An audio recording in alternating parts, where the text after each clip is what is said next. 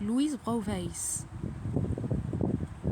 l'écoféministe qui voulait être Houellebecq ou rien.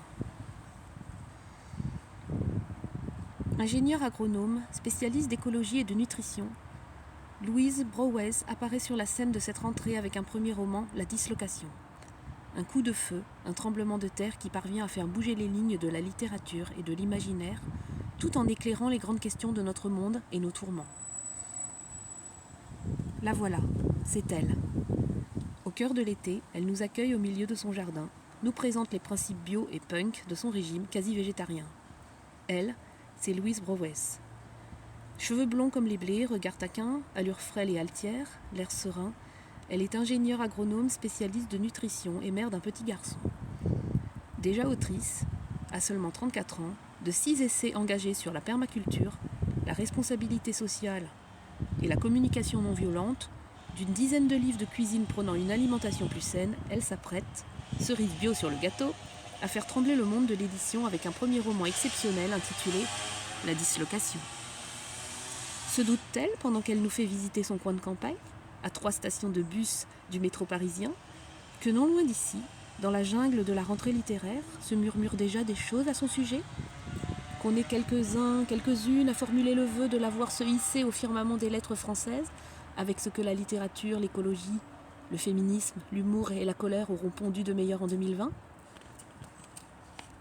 Dans son roman, Louise raconte la quête d'une héroïne dont nous ne savons rien à part son âge. À 33 ans, la jeune femme sort d'un hôpital psychiatrique et n'a absolument aucun souvenir de son passé. Pour être précise, car c'est ce que demandent avec acharnement les médecins. Je ne sais plus qui je suis ni d'où je viens. En revanche, j'ai la mémoire des gestes. Je peux facilement mettre la bouilloire en marche, fumer une cigarette, me masturber en pensant à mon kiné. Elle se souvient aussi de quelques techniques pour commettre des actes de vandalisme discrets qui soulagent sa colère. Crever quelques pneus ou scier des pylônes électriques. Elle n'a pas non plus oublié ses passions pour le sexe, la poésie, les sciences dures, les mots rares et les magasins de bricolage.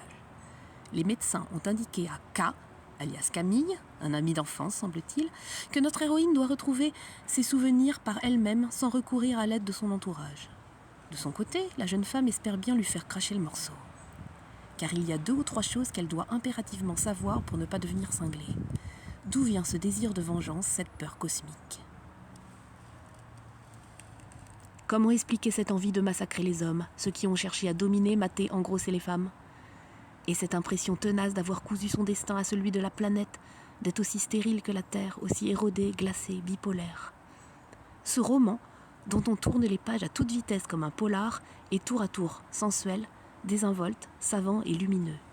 Alternant entre rire et désespoir, il soulève les questions les plus sombres, mais parvient aussi à insuffler un savoir, un espoir, une envie de vivre, d'apprendre, de faire l'amour comme on ne l'avait jamais fait.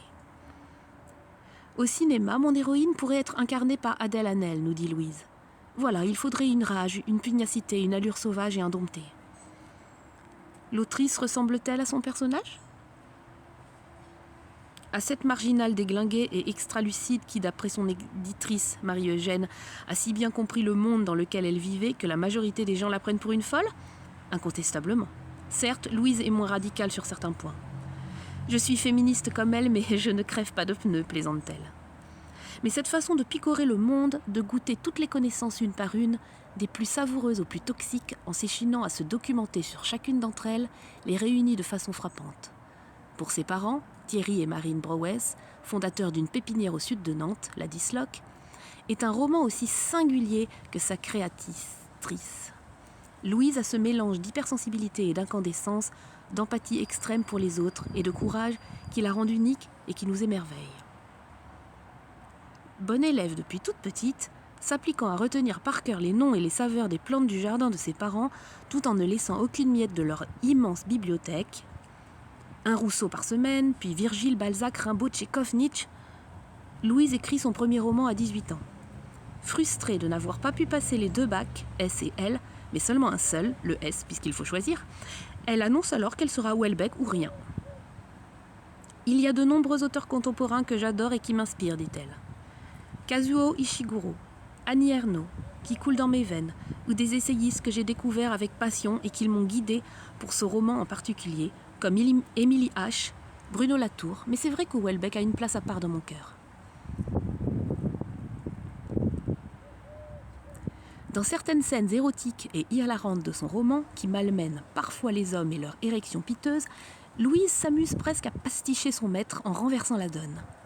Je trouve hilarant qu'il parle des vieilles chattes alors que j'ai eu envie de lui répondre sur le même ton et quid des vieilles bites. C'est en suivant les pas du romancier qu'elle a été admise comme lui, après une prépa en biologie, au prestigieux concours de l'école AgroParisTech. Quelle surprise nous prépare Louise pour l'acte 2 de sa carrière ? Un laboratoire de recherche en permaculture pour accompagner ceux qui veulent se lancer et qui, comme ses nombreux et nombreuses amis passionnés par ces sujets, auraient bien besoin de ses conseils. Un restaurant bio et punk ? Un parti politique ? Ou bien pourquoi pas un stand-up avec son meilleur ami humoriste Mathieu Briard qui, comme elle, utilise la poésie et l'humour pour faire venir aux consciences des théories complexes sur la croissance et l'écologie ? À en croire les post-it qui ornent les murs de sa chambre, ces fresques, comme elle les appelle, autoprédication littéraire et plan de son prochain roman, Louise ne choisira pas. Botte bien ancrée dans la terre, esprit dans les étoiles, elle sera écrivaine, et donc tous ses personnages à la fois.